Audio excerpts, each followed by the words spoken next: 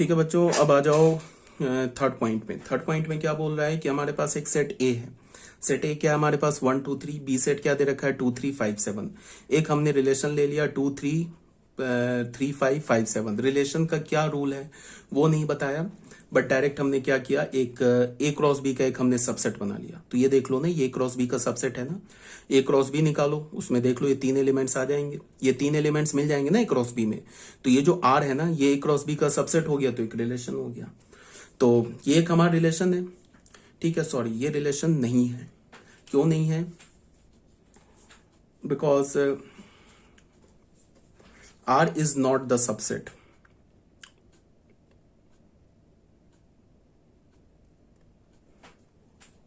क्या बोल रहे हैं, 2 से 3 है, 3 से 5 है, तो रिलेशन ये रहा। अच्छा 5,7, सॉरी ये रिलेशन नहीं है, सॉरी गलत मैंने बोल दिया। ये 5,7 जो है ना एलिमेंट, ये तो ए क्रॉस बी का एलिमेंट नहीं है ना। जब तुम ए क्रॉस बी लिखोगे तो उसमें तो 5,7 नहीं आएगा। ठीक है, तो R is not the subset of A cross B. R हमारा क्या ए क्रॉस बी का सबसेट नहीं है, तो R is not a relation from A to B. मैंने क्या बोला कि अगर आर ए से बी के बीच में रिलेशन होगा तो आर क्या होगा, ए क्रॉस बी का सबसेट होगा। अगर आर बी से ए के बीच में रिलेशन होगा तो आर जो होगा वो बी क्रॉस ए का सबसेट होगा।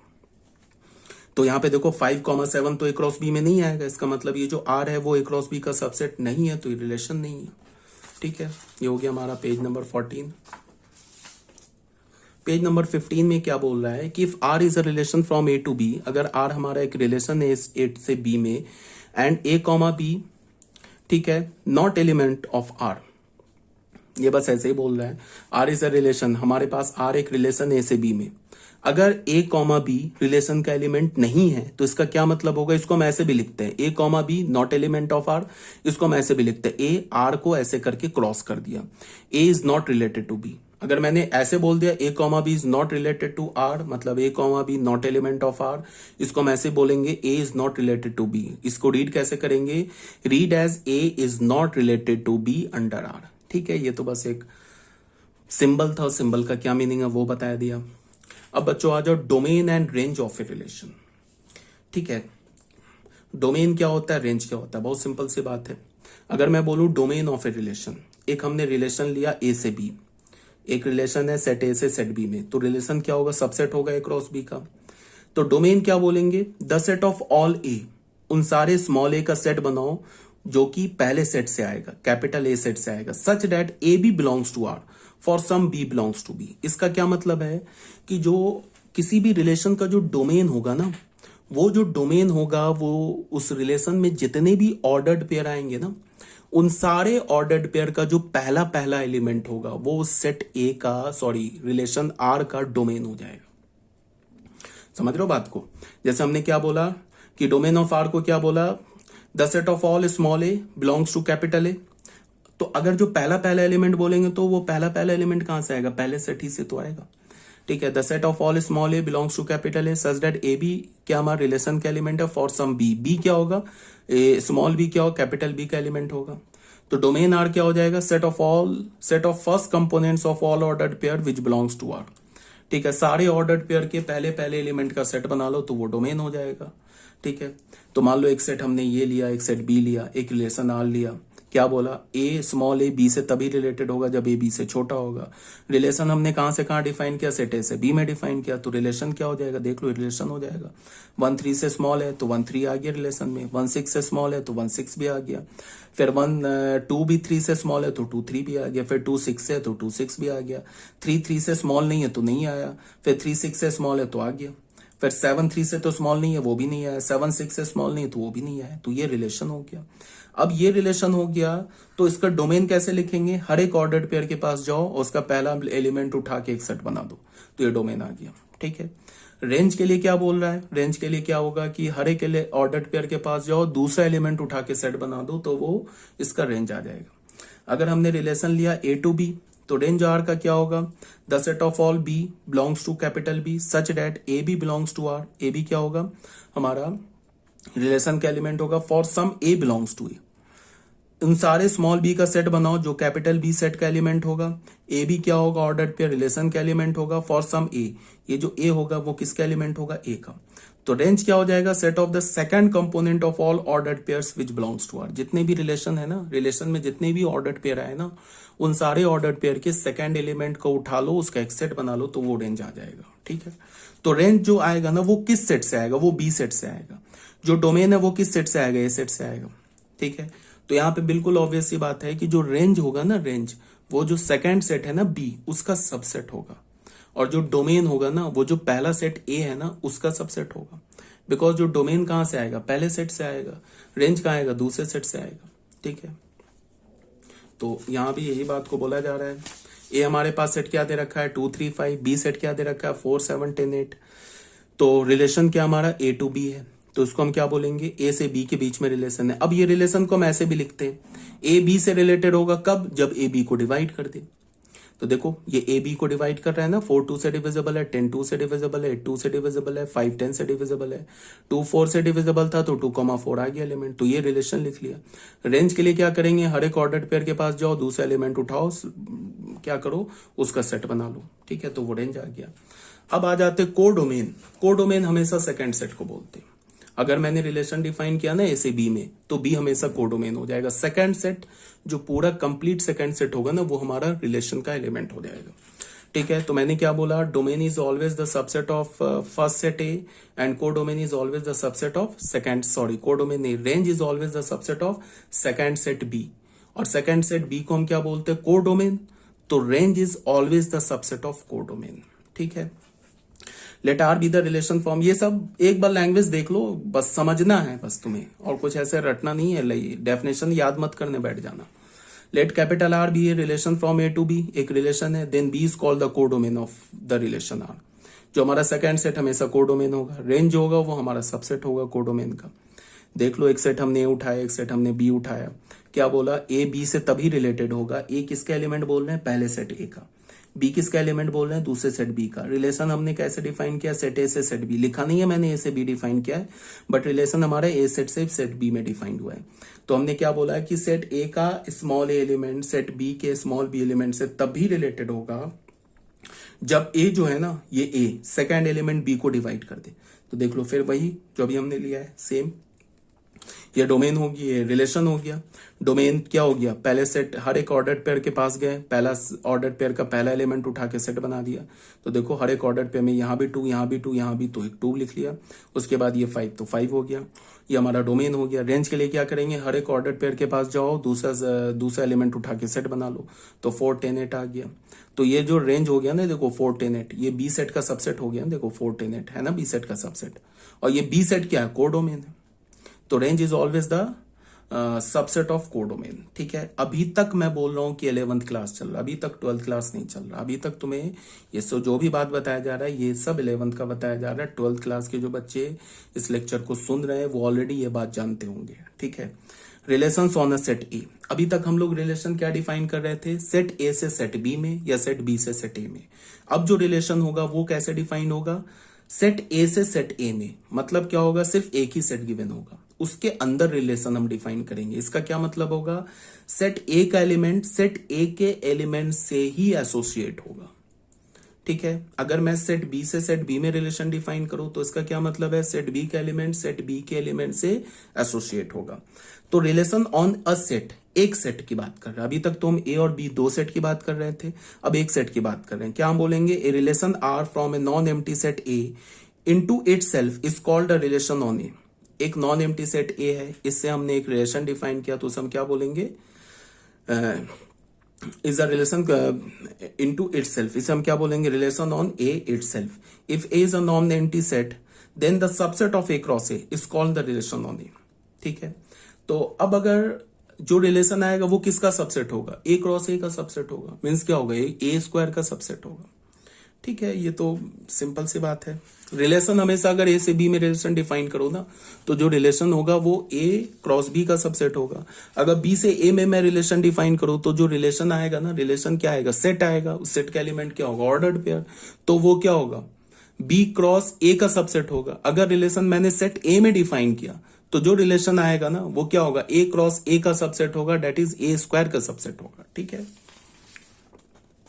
देख लो हमने सेट ए लिखा 1 2 3, एक रिलेशन डिफाइन किया ए से ए में, क्या बोला ए बी से तभी रिलेटेड होगा जब ए बी से बड़ा होगा। तो यहाँ स्मॉल ए भी एलिमेंट ए का है, ये स्मॉल बी भी एलिमेंट ए का ही है, तो हम रिलेशन क्या बोलेंगे, the set of all A B where small A belongs to capital A, small B belongs to capital A and A is greater than B. इसको हमने क्या बोल दिया, सेट बिल्डर फॉर्म में। अच्छा, रिलेशन को भी हम कैसे लिखते हैं, एक तो सेट बिल्डर फॉर्म में रिलेशन को लिखते हैं, एक रोस्टर फॉर्म में लिखते हैं। क्यों, बिकॉज रिलेशन भी तो हमारा सेट है ना, सेट ही तो है रिलेशन। तो सेट है तो सेट को मैंने बताया था ना कि सेट बिल्डर फॉर्म में भी लिखते हैं और रोस्टर फॉर्म में भी लिखते हैं, तो रिलेशन को भी हम रोस्टर फॉर्म और सेट बिल्डर फॉर्म में लिख सकते हैं, because relation is nothing but a set. But उसमें क्या है कि रिलेशन के जो एलिमेंट होते हैं ना वो हमेशा ऑर्डर्ड पेयर में होते हैं, बट होते तो सेट ही है ना। तो सेट के दो रिप्रेजेंटेशन बताया था ना, एक सेट बिल्डर फॉर्म और रोस्टर फॉर्म। तो हम लोग रिलेशन को भी सेट बिल्डर फॉर्म और रोस्टर फॉर्म में लिख सकते हैं। यहाँ पे जो ये रिलेशन दे रखा है ना, ये लिखा हुआ है सेट बिल्डर फॉर्म में, इसी रिलेशन को यहाँ पे मैंने किस में, रोस्टर फॉर्म में लिख दिया। ठीक है, तो क्या बोल रहा है कि सेट ए का एलिमेंट सेट ए के एलिमेंट से तब रिलेटेड होगा जब वो क्या होगा, ए बी से बड़ा होगा। तो देख लो 3 1 से बड़ा है, 3 भी एक सेट का एलिमेंट है, 1 भी ए सेट का एलिमेंट है, फिर 3 2 से भी बड़ा है, फिर 2 1 से भी बड़ा है। तो ये हमारा रिलेशन किस में लिखा गया, रोस्टर फॉर्म में। तो ये रिलेशन क्या हो गया, ए क्रॉस ए का सबसेट हो गया। क्यों ए क्रॉस ए का सबसेट हो गया, बिकॉज जो रिलेशन है वो सिर्फ सेट ए में डिफाइंड है। ठीक है, तो इसका डोमेन क्या होगा, 3 2, कोडोमेन क्या होगा, कोडोमेन भी सेट ए होगा, रेंज क्या होगा 1 2। तो रेंज जो होता है हमेशा कोडोमेन का सबसेट होता है। यहाँ डोमेन भी ये सॉरी पहला सेट भी ए है, दूसरा सेट भी ए है, तो कोडोमेन भी सेट ए हो जाएगा। ठीक है, यहां तक कोई डाउट नहीं होना चाहिए। अब इसके बाद स्टार्ट करते हैं रिप्रेजेंटेशन ऑफ ए रिलेशन। ऐसे ये लिखना नहीं चाहिए, बट फिर भी एक बार देख लो, बिकॉज रिलेशन क्या हमारा एक सेट है, सेट है। तो रिलेशन क्या होगा, उसके भी दो फॉर्म होंगे, रोस्टर फॉर्म और set builder form. In this form, relation R is represented by the set of all ordered pair belongs to R. Roster form में क्या करेंगे, हम सारे ऑर्डर्ड पेयर्स को लिखेंगे जो रिलेशन में, अगर मैंने बोला ना कि रिलेशन ए से बी में है, तो ए सेट का एलिमेंट बी सेट के एलिमेंट से एसोसिएट होगा। तो सेट ए का एलिमेंट सेट बी के जिस जिस एलिमेंट से एसोसिएट हो रहा है उसको हम क्या बना लेंगे, ऑर्डर्ड पेयर बना लेंगे। उस ऑर्डर्ड पेयर को अगर हमने सेपरेटली लिख दिया ना, तो वो जो रिलेशन है वो किस में आ गया, रोस्टर फॉर्म में। अगर मैंने सिर्फ रूल बता के छोड़ दिया कि सेट ए का एलिमेंट सेट बी के एलिमेंट से किस रूल से एसोसिएट होगा, तो वो किस में आ गया, वो आ गया सेट बिल्डर फॉर्म में। ठीक है, तो यहाँ पे ए सेट दे रखा है, बी सेट दे रखा है, हमने क्या बोला कि ए बी से तभी रिलेटेड होगा। यहाँ पे दो सेट फिर आ गया, सेट ए का एलिमेंट को हमने क्या बोला, कैपिटल ए सेट के एलिमेंट को स्मॉल ए बोला, कैपिटल बी सेट के एलिमेंट को क्या बोला, स्मॉल बी। तो स्मॉल ए स्मॉल बी से तभी रिलेटेड होगा जब स्मॉल ए का स्क्वायर बी के इक्वल हो। मतलब अगर सेट ए के एलिमेंट का किसी भी स्क्वायर अगर यहाँ बी में मिल गया तो वो दोनों एलिमेंट्स आपस में रिलेटेड हो जाएंगे। तो देखो -1 का स्क्वायर 1 होता है, तो -1 1 से रिलेटेड हो गया। फिर 1 का स्क्वायर भी 1 होता है, तो 1 1 से रिलेटेड हो गया। फिर 2 का स्क्वायर 4 होता है, तो 2 4 से रिलेटेड हो गया। तो ये 3 एलिमेंट्स आ गए ना, 3 एलिमेंट्स को हमने कैसे लिखा, ये रिलेशन लिखा हुआ है, ये जो है ना सेट, ये रिलेशन है, इसको हमने किस में फॉर्म में लिखा, ऑर्डर्ड पेयर में लिखा। ठीक है ना, तो ये क्या हो गया, रोस्टर फॉर्म में हो गया। यहाँ पे मैंने लास्ट में लिखा है, ये शुरू में लिखना चाहिए, ये जो रिलेशन है वो सेट ए से सेट बी में है। ठीक है, समझ में आ रही है बात।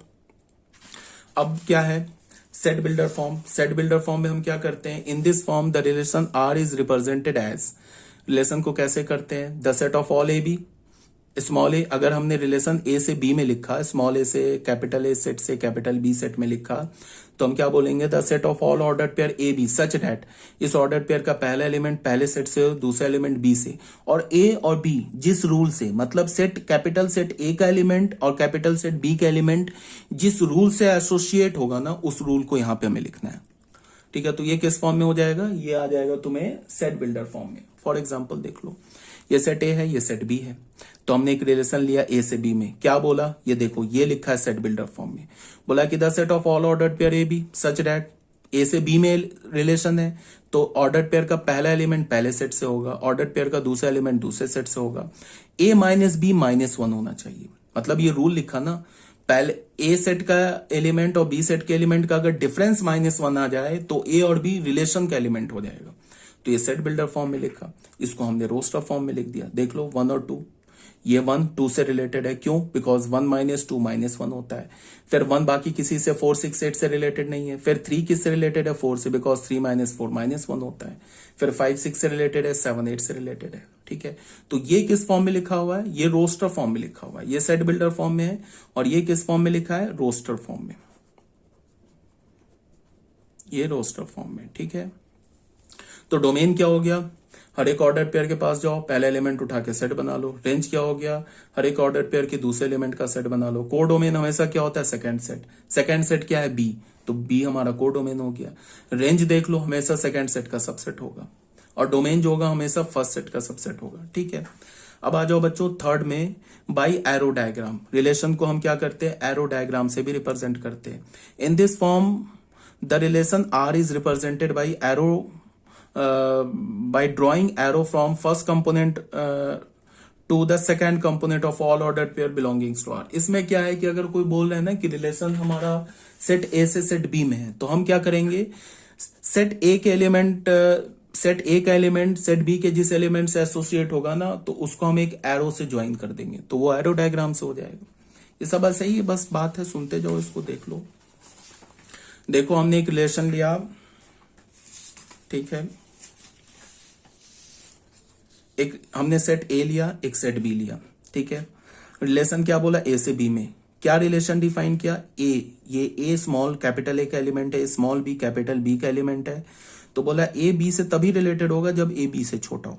मतलब ए सेट का एलिमेंट बी सेट के एलिमेंट से तभी एसोसिएट होगा जब ए सेट का एलिमेंट बी सेट के एलिमेंट से छोटा हो। तो क्या होगा बताओ? 1 किससे एसोसिएट होगा? 2 से। फिर 1 किससे होगा? 4 से। फिर 2 किससे होगा? 4 से। फिर 3 किससे होगा? किसी से भी नहीं। तो 3 एलिमेंट आ गया, 4 एलिमेंट आ गया। 1 इसको हमने क्या लिख दिया? पहले सेट बिल्डर फॉर्म में लिखा, the set of all A B such that small A belongs to capital A, small B belongs to capital B and A is less than B. ये हमारा सेट बिल्डर फॉर्म में आ गया। इसको हमने roster form में लिख दिया। अब इसका हमने एरो डायग्राम बना दिया। एरो डायग्राम कैसे बनाया? सेट ए बनाया, सेट बी बनाया। 1 किससे रिलेटेड है? 2 से, तो 1 को 2 से ज्वाइन कर दिया एरो से। फिर 1 4 से भी है, और 1 0 से नहीं था, तो 1 को 0 से एरो डायग्राम से ज्वाइन नहीं किया। फिर 2 4 से है, 3 4 से, तो ये हमारा हो गया एरो डायग्राम। ठीक है, ये सब तो बहुत सिंपल सी बात है। अब फोर्थ में आ गए बाई लैटिस। लैटिस मेथड से क्या करेंगे? वही सेम चीज है जो हमने कार्टेशियन प्रोडक्ट में किया था, वही काम करेंगे। कार्टेशियन प्रोडक्ट में क्या कर रहे थे? पूरे ए क्रॉस बी पे डॉट ले रहे थे। अब यहाँ पे क्या करेंगे? सिर्फ रिलेशन पे डॉट लेंगे। In this form the relation R is represented by drawing dots in the lattice. Lattice किसे बोलते हैं? ऐसे जो वर्टिकल और हॉरिजेंटल जो बन जाता है ना हमारा डायग्राम, उसे हम लैटिस बोलते हैं। By drawing dots in the lattice for all ordered pair which satisfy the given relation R. मतलब कि अभी समझ जाओगे। ए सेट हमारा 1 से लेके 4 तक है, बी सेट भी, अच्छा दोनों सेट को हमने एक ही ले लिया, कोई बात नहीं। एक रिलेशन हमारा क्या है? ए से बी।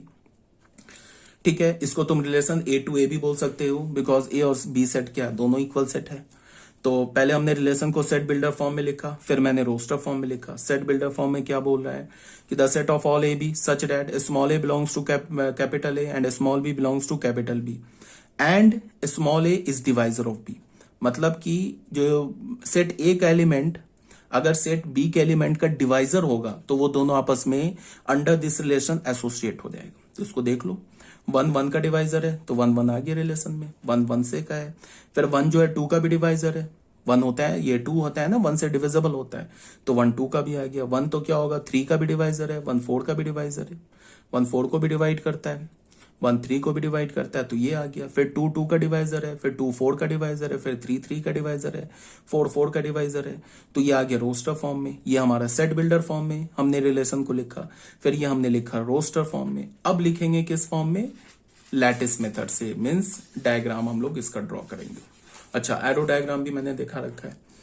तो सेट ए लिखा, सेट बी लिखा। 1 1 से रिलेटेड था, तो 1 को एरो से ज्वाइन कर दिया। फिर 2 को एरो से ज्वाइन कर, फिर 1 किससे रिलेटेड था? 2 से भी, 3 से भी, 4 से, तो 1 को 1 एरो से ज्वाइन कर दिया। 2 से भी, 3 से भी, 4 से भी। फिर 2 2 से रिलेटेड था, 2 4 से रिलेटेड था, तो एरो हमने बना दिया। 3 सिर्फ 3 से रिलेटेड था, तो सिर्फ 3 से एक ही एरो गया। 4 4 से रिलेटेड था, तो 4 4 से ज्वाइन कर दिया।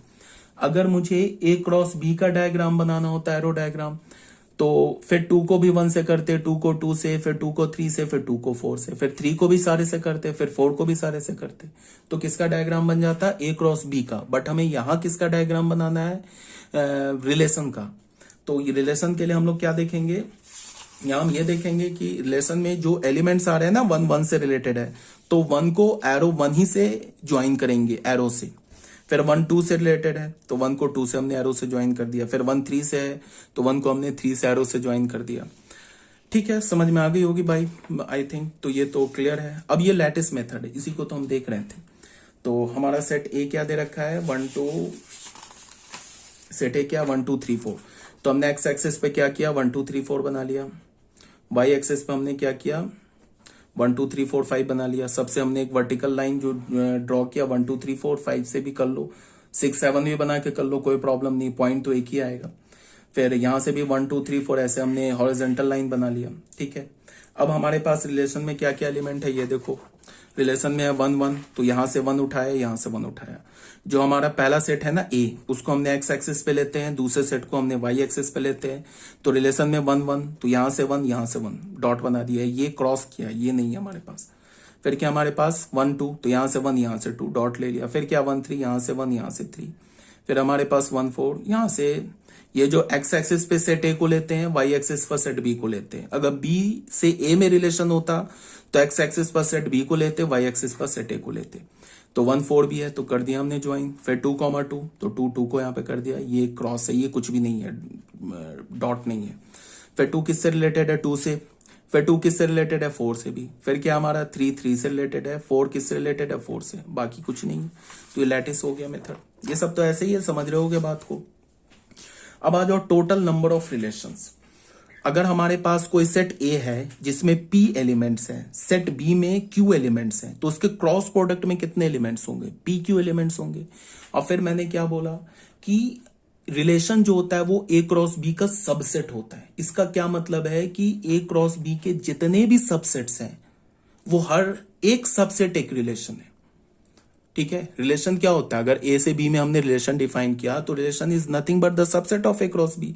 तो इसका क्या मतलब है कि ए क्रॉस बी के जितने भी सबसेट्स हैं वो सारे सबसेट्स एक रिलेशन है। तो अगर मैंने बोला कि ए में पी एलिमेंट्स है, बी सेट में क्यू एलिमेंट्स है, तो ए क्रॉस बी में कितने एलिमेंट्स हो जाएंगे? पी क्यू एलिमेंट्स हो जाएंगे। तो ए क्रॉस बी के कितने सबसेट्स होंगे? तो 2 to the power P Q subsets हो जाएंगे क्रॉस बी के। 2 टू द पावर, हम किसी सेट का सबसेट कैसे लिखते हैं? 2 पे उसके नंबर ऑफ एलिमेंट्स को डाल देते हैं। तो ए क्रॉस बी में कितने एलिमेंट्स हैं? ए क्रॉस बी में तो पी क्यू एलिमेंट्स है, तो ए क्रॉस बी के कितने सबसेट्स होंगे? 2 to the power P Q. तो टोटल नंबर ऑफ रिलेशंस कितने हो जाएंगे? 2 to the power P Q. क्यों? बिकॉज ए क्रॉस बी का हर एक सबसेट एक रिलेशन है। अब कोई बच्चा बोलेगा कि ए क्रॉस बी का एक सबसेट 5 भी तो है, तो 5 भी क्या एक रिलेशन है? तो मैं बोलूंगा बिल्कुल रिलेशन है। अब 5 कैसे रिलेशन है क्रॉस बी का? मतलब ए क्रॉस बी का नहीं, 5 कैसे रिलेशन है सेट ए से सेट बी में? अगर मैंने एक ऐसा रूल डिफाइन कर दिया जिससे ए का कोई भी एलिमेंट बी के किसी भी एलिमेंट से एसोसिएट नहीं हो रहा है, ठीक है, तो वो रिलेशन क्या हो जाएगा? 5 हो जाएगा। तो 5 भी ए क्रॉस बी का सबसेट है, तो 5 is also a relation from set A to set B. तो कहने का क्या मतलब है कि ए क्रॉस बी के जितने भी सबसेट्स होंगे वो एक रिलेशन होंगे। तो ए क्रॉस बी में कितने एलिमेंट्स है? P Q. तो ए क्रॉस बी के कितने सबसेट्स होंगे? 2 to the power P Q. तो ए क्रॉस ए से बी में कितने तुम रिलेशंस डिफाइन कर सकते हो? तो तुम ए सेट से बी सेट में तुम 2 to the power P Q relation define कर सकते हो। क्यों? बिकॉज ए क्रॉस बी के 2 to the power P Q subsets हैं और ए क्रॉस बी का हर एक सबसेट एक रिलेशन है। ठीक है, अब बच्चों आ जाओ टाइप्स ऑफ रिलेशन में। जैसे मैंने, चलो इसको मैं एक एग्जांपल से समझा दे रहा हूं।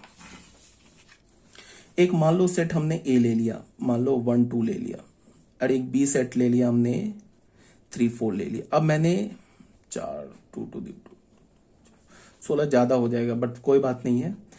ए क्रॉस बी हमने लिखा। ए क्रॉस बी क्या हो गया हमारा? 1 3 1 4।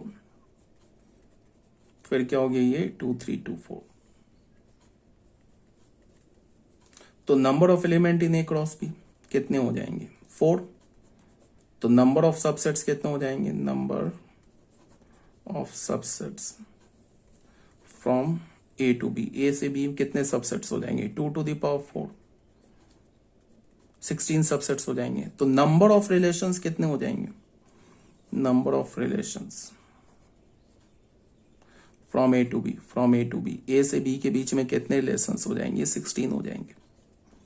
हर एक रिलेशन, हर एक सबसेट एक रिलेशन है। जैसे हम बोलेंगे ना फाई, ये भी हमारा क्या है, सबसेट है ना ए क्रॉस बी का, तो ये फाई भी एक रिलेशन है। अभी हम लोग आ रहे हैं टाइप्स ऑफ रिलेशन में। फाई कब होगा रिलेशन, जब सेट ए का कोई भी एलिमेंट सेट बी के एलिमेंट के किसी भी एलिमेंट से एसोसिएट ना हो, तो हम उस रिलेशन को फाई बोलेंगे। तो phi is again a subset. एक रिलेशन हमने R1 ऐसे डिफाइन किया, मान लो इसको हमने ऐसे लिख लिया 1,3। तो देख लो ये जो R1 है ना, ये ए क्रॉस बी का सबसेट है ना, देख लो 1,3 यहां भी है, 1,3 यहां भी है, तो R1 ये भी एक रिलेशन है। अगर मैंने R2 डिफाइंड ऐसे किया 1,4, तो R2 भी हमारा क्या सबसेट है ना ए क्रॉस बी का, तो R2 भी एक रिलेशन है। अगर मैं R2 का डोमेन बोलूं क्या है तो 1, अगर इसका रेंज बोलूं तो क्या है 4, R2 का कोर डोमेन बोलूं तो क्या सेट बी। ठीक है, अगर मैंने R3 एक रिलेशन डिफाइन किया, कैसे डिफाइन कर लिया, 1,3 बोल दिया, 1,4 बोल दिया, तो ये भी एक रिलेशन है। क्यों, बिकॉज R3 जो है ना ये भी ए क्रॉस बी का सबसेट है, तो ये भी एक रिलेशन है। ठीक है, तो ऐसे करके तुम कितने रिलेशंस डिफाइन कर सकते हो, 16 रिलेशंस डिफाइन कर सकते हो। ऐसे करके तुम 16 रिलेशंस डिफाइन कर सकते हो। क्यों 16 रिलेशंस डिफाइन कर सकते हो, बिकॉज ए क्रॉस बी में कितने एलिमेंट्स है 4, तो ए क्रॉस बी के कितने सबसेट्स होंगे 16, तो टोटल नंबर ऑफ रिलेशंस कितने हो जाएंगे 2 to the power 4, that is 16। ठीक है, अब बच्चों आ जाओ टाइप्स ऑफ रिलेशन में। अभी तक 11th क्लास ही चल रहा है, 12th पे अभी तक हम लोग नहीं आए हैं। तो सबसे पहला टाइप है, अब यहां से थोड़ा इंपॉर्टेंट है, इसको थोड़ा ध्यान देना। ये सब तो बिल्कुल इजी काम चीज था जो अभी बताया अभी तक। अब है टाइप्स ऑफ रिलेशन में क्या है, a relation capital R from set A to set B is called an empty relation or a void relation from A to B if R is equal to 5। R क्या हो 5 हो, मतलब क्या हो, set A का कोई भी element set B के किसी भी एलिमेंट से एसोसिएट ना हो, तो उसे हम एम्प्टी रिलेशन बोलते हैं, वो भी एक रिलेशन है। 5 अगेन क्या होता है, A क्रॉस B का सबसेट होता है, तो 5 इज ऑल्सो रिलेशन। हमने सेट ए लिया, सेट बी लिया, अब हमने क्या बोला कि सेट ए का एलिमेंट सेट बी के एलिमेंट से तभी एसोसिएट होगा जब ए माइनस बी क्या हो, इवन हो। ठीक है, स्मॉल ए क्या है, सेट ए का एलिमेंट है, स्मॉल बी क्या है, सेट बी का एलिमेंट है। तो हमें पता है ए में क्या इवन है, बी में क्या ऑड है, तो इवन माइनस ऑड कभी भी इवन नहीं आता। ठीक है, इवन माइनस ऑड हमेशा ऑड होता है। तो हमें इससे क्या पता चला कि सेट ए का कोई भी एलिमेंट सेट बी के किसी भी एलिमेंट से एसोसिएट नहीं होगा। Clearly no element of set A is related to any element of set B, तो जो रिलेशन होगा 5 होगा। 5 क्या हमारा ए क्रॉस बी का सबसेट है। क्यों, because 5 is the subset of every set. A cross B क्या हमारा सेट है, तो 5 ए क्रॉस बी का सबसेट होगा। और मैंने क्या बोला, ए क्रॉस बी के जितने भी सबसेट है वो एक रिलेशन है, तो 5 is also relation from set A to set B. कब होगा, जब ए सेट का कोई भी एलिमेंट बी सेट के किसी भी एलिमेंट से एसोसिएट ना हो। ठीक है, अब बच्चों आ जाओ यूनिवर्सल सेट में। A relation R from set A to set B is said to be the universal relation if R is equal to A cross B। R हमारा क्या होना चाहिए, A cross B होना चाहिए। मतलब क्या है कि अगर रिलेशन पूरा A cross B सेट आ जाए तो उस रिलेशन को हम क्या बोलेंगे, यूनिवर्सल रिलेशन। मान लो कि मैंने कोई रिलेशन डिफाइन किया सेट A से सेट B में, और जब हमने रिलेशन को लिखा ना रोस्टर फॉर्म में, तो मुझे क्या दिख गया कि वो जो रिलेशन है वो तो A cross B आ गया, तो हम क्या बोलेंगे कि ये रिलेशन हमारा क्या है, एक यूनिवर्सल रिलेशन है। हमें पता है ना ए क्रॉस बी भी ए क्रॉस बी का सबसेट है, तो अगर रिलेशन ए क्रॉस बी आया तो A cross B is also the subset of A cross B, तो हम क्या बोलेंगे, उस रिलेशन को यूनिवर्सल रिलेशन बोलेंगे। फॉर एग्जाम्पल देख लो, एक सेट हमने 1 2 लिया, एक सेट हमने 1 3 लिया। रिलेशन क्या बोला कि the set of all A B such that A belongs to A, B belongs to B, when A minus B belongs to R. क्या बोल रहा है कि सेट ए का एलिमेंट सेट बी के एलिमेंट से तभी एसोसिएट होगा जब सेट ए के एलिमेंट का डिफरेंस सेट बी के एलिमेंट से लोगे तो वो रियल नंबर आना चाहिए। ये आर किसे रिप्रेजेंट कर रहा है, रियल नंबर को। बोला था ना मैंने, कॉन्टेक्स्ट से क्लियर होगा, तो ये आर रियल नंबर को रिप्रेजेंट कर रहा है। तो अब ऑब्वियस सी बात है, 2 रियल नंबर को सब्ट्रैक्ट करोगे तो वो रियल ही नंबर आएगा। तो 1 1 से भी रिलेटेड है, 1 3 से भी रिलेटेड है, 2 1 से भी रिलेटेड है, 2 3 से भी रिलेटेड है। तो हमारा रिलेशन क्या आ गया, पूरा ए क्रॉस बी आ गया। तो ये जो रिलेशन लिखा है ना, सेट बिल्डर फॉर्म में, और ये जो लिखा है ना रिलेशन रोस्टर फॉर्म में, ये दोनों एक ही रिलेशन लिखा है। ये सेट बिल्डर फॉर्म में, ये रोस्टर फॉर्म में, और ये रिलेशन यूनिवर्सल रिलेशन है। क्यों? बिकॉज इस रिलेशन में पूरा जो सेट है ए क्रॉस बी आ गया। ठीक है, अभी तक क्लियर होगा। अब आ जाते हैं बच्चों इनवर्स रिलेशन में। यहां पे क्या बोल रहा है, let R is the subset of A cross B. R हमारा क्या, ए क्रॉस बी का सबसेट है। Be a relation from A to B. Relation तो हमेशा अगर ए से बी में मैं बोल रहा हूं तो वो रिलेशन हमेशा ए क्रॉस बी का सबसेट होगा। Then the inverse relation of R is denoted by R to the power -1। अगर एक रिलेशन है ए से बी में तो वो रिलेशन ए क्रॉस बी का सबसेट होगा। तो उसके इनवर्स रिलेशन को हम कैसे लिखते हैं, आर माइनस। ये आर इनवर्स कैसे डिफाइंड होता है, बी से ए में। आर किस में डिफाइंड है, ए से बी में, तो आर इनवर्स किससे है, बी टू ए में। अब इसको हम डिफाइन कैसे करेंगे, आर इनवर्स क्या बोलेंगे, the set of all B A. R क्या हमारा, the set of all A B था। आर इनवर्स क्या बोलेंगे, the set of all B A such that A B belongs to R. जब ए बी क्या होगा, रिलेशन, यहां पे क्या है, ये आर रियल नंबर को नहीं रिप्रेजेंट कर रहा है, ये रिलेशन को रिप्रेजेंट कर रहा है।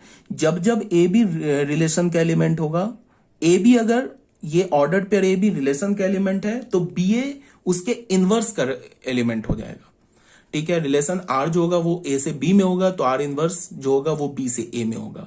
अगर आर का element A comma B ordered pair है तो R inverse B comma A ordered pair होगा। ठीक है, thus A comma B belongs to R. अगर ए कॉमा बी रिलेशन का एलिमेंट है, if and only B comma A belongs to R inverse, तो B comma A क्या हो जाएगा, आर इनवर्स का एलिमेंट हो जाएगा। For all A belongs to capital A, B belongs to capital B. यहां से बहुत ही क्लियर सी बात है कि जो डोमेन होगा ना आर इनवर्स का, तो अगर तुम्हें मान लो कि कोई रिलेशन ऑर्डर्ड पेयर में लिखा हो, मतलब रोस्टर फॉर्म में लिखा हो। अब अगर मैं बोलूं कि वो रिलेशन है रोस्टर फॉर्म में, तो आर इनवर्स लिखो रोस्टर फॉर्म में, तो कैसे लिखोगे रोस्टर फॉर्म में, कुछ नहीं है, बस ऑर्डर्ड पेयर के एलिमेंट को आपस में फ्लिप कर दो तो आर इनवर्स का एलिमेंट आ जाएगा। ठीक है ना, तो डोमेन आर इनवर्स का क्या होगा, वो आर के रेंज के बराबर। रेंज क्या होगा आर इनवर्स का, डोमेन आर के बराबर। ठीक है, अगर दो बार इनवर्स लोगे तो फिर सेम रिलेशन आ जाएगा। ये एग्जांपल से देख लो, सेट ए हमारा 1 2 4 है, सेट बी हमारा 3, 0 है। एक हमने रैंडम रिलेशन डिफाइन कर लिया 1 3 4 0 2 3। ये ऑर्डर, ये जो हमारा आर है ये सबसेट है ना क्रॉस बी का, तो ये रिलेशन हो गया। तो आर इनवर्स क्या करेंगे, हर एक ऑर्डर्ड पेयर के पास जो एलिमेंट को रिवर्स कर दो तो वो क्या हो जाएगा, ये आर इनवर्स हो गया। आर इनवर्स का जो डोमेन है ना, डोमेन जो है आर इनवर्स का और रेंज जो आर इनवर्स का, डोमेन आर इनवर्स का क्या हो जाएगा, रेंज ऑफ आर के इक्वल हो जाएगा। रेंज ऑफ आर इनवर्स का क्या हो जाएगा, डोमेन ऑफ आर के इक्वल हो जाएगा।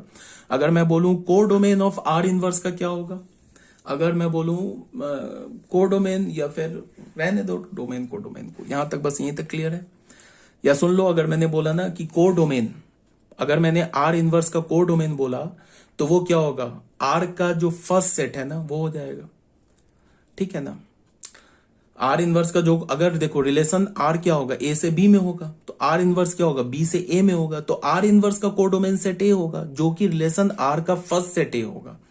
ठीक है, तो यहां तक हमारा था 11th क्लास। अब यहां से स्टार्ट हो रहा है 12th क्लास। तो ये जो था 11th क्लास के बच्चों के लिए क्या है कि रिलेशन जो हमारा कंप्लीट हो गया। आप एनसीईआरटी बुक उठाओ, एक एक क्वेश्चन सॉल्व करो रिलेशन का। ठीक है, मैंने बहुत अच्छे से एक्सप्लेन कर दिया है। 12th क्लास के बच्चों के लिए क्या है कि अभी तक जो था, जो भी मैंने अभी पढ़ाया, ये सब हमारा 11th क्लास का टॉपिक था। अब स्टार्ट हो रहा है 12th पोर्सन, यहां से types of relation on a set. अब टाइम अभी मेरे पास बचा नहीं, सुबह के 8:30 बज रहे हैं, 9 बजे हमारा क्लास है। अभी मैंने सिर्फ वीडियो बनाया, अभी से मुझे ये क्या करना है, अपने लैपटॉप पे डालना है, फिर मैं उसे यूट्यूब पे अपलोड करूंगा, फिर यूट्यूब से डाउनलोड करूंगा, फिर तुम्हें सेंड करूंगा। तो उसके लिए कम से कम आधा पौन घंटा चाहिए। 9 बजे से क्लास है, सुबह के 8:30 बज रहे हैं। तो अभी लेक्चर क्या करते हैं, हम लोग अपना कंप्लीट करते हैं। ये पीडीएफ जो है मैं अभी तुम्हें सेंड कर देता हूँ, और पीडीएफ के बाद मैं वीडियो लेक्चर भी सेंड करता हूँ। ठीक है, फिर नेक्स्ट जो होगा पीडीएफ और वीडियो लेक्चर, बस एक पीडीएफ। अब जो हमारा जो पीडीएफ मैं सेंड करूंगा ना, वो पीडीएफ हमारा थ्योरी कंप्लीट हो गया है। किसका, रिलेशन का। जो अब एक पीडीएफ और मैं बनाऊंगा मुश्किल से 8-10 पेज का, उसमें सिर्फ और सिर्फ क्या होगा, क्वेश्चंस होगा। उसमें कुछ 11th के भी क्वेश्चंस करूंगा, कुछ 12th के भी क्वेश्चंस करूंगा। तो मैं उसको बता दूंगा कौन सा क्वेश्चन 11th के लिए, कौन सा क्वेश्चन 12th के लिए। वीडियो लेक्चर जो है ये 11th और 12th दोनों को सेम जाएगा, ठीक है। तो तुम्हें करना क्या है कि जो बच्चे 11th में है वो जब मैं बोलूंगा ये जो क्वेश्चन है 12th का, तो वो उसे आगे बढ़ जाएंगे। अगर सुनना चाहते हो तो सुन लेना, बट 12th में तो फिर पढ़ना ही है, तो आगे बढ़ जाना। जो मैं बोल दूंगा क्वेश्चन स्टार्ट करने से पहले बोल दूंगा ये 11th का क्वेश्चन है। हाँ, 11th का जो क्वेश्चन होगा 12th के बच्चे देख सकते हैं। 12th का जो क्वेश्चन होगा वो 11th के बच्चों के लिए ऑप्शनल है, कुछ है नहीं। 3-4 रिलेशन एक्स्ट्रा है, टाइप्स ऑफ रिलेशन कुछ एक्स्ट्रा है 12th में, जो 11th में नहीं पढ़ना। बता दे रहा हूँ, reflexive, symmetric, transitive, anti symmetric, identity, यही 4-5 रिलेशन है जो हमें 12th में पढ़ना है, 11th में नहीं पढ़ना है, ठीक है। अगर 11th के बच्चे अगर चाहते पढ़ना 12th का भी तो पढ़ लेंगे, कोई दिक्कत नहीं चाहते छोड़ देना, 12th में पढ़ लेना, ठीक है। और जब मैं क्वेश्चन करूंगा तो क्वेश्चन में बता दूंगा ये क्वेश्चन 11th का, ये क्वेश्चन 12th का है। अगर 11th के जो बच्चे हैं वो चाहें तो जब मैं बोलूं कि क्वेश्चन 12th का, तो उसे क्या करना, छोड़ देना।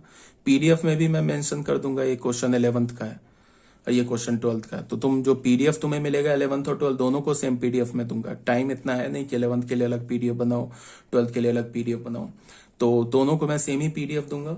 बट उसमें मैं क्वेश्चन में मेंशन कर दूंगा, जैसे यहाँ मेंशन कर दिया ना ये 12th का पोर्शन है, तो क्वेश्चन में मेंशन कर दूंगा ये 11th का है, ये 12th का है। जो 11th के बच्चे होंगे 12th का छोड़ देंगे, पढ़ना चाहते तो पढ़ लेंगे। 12th के बच्चे हैं वो 11th एक बार रिवाइज कर लेना, ठीक है। फिर ओके।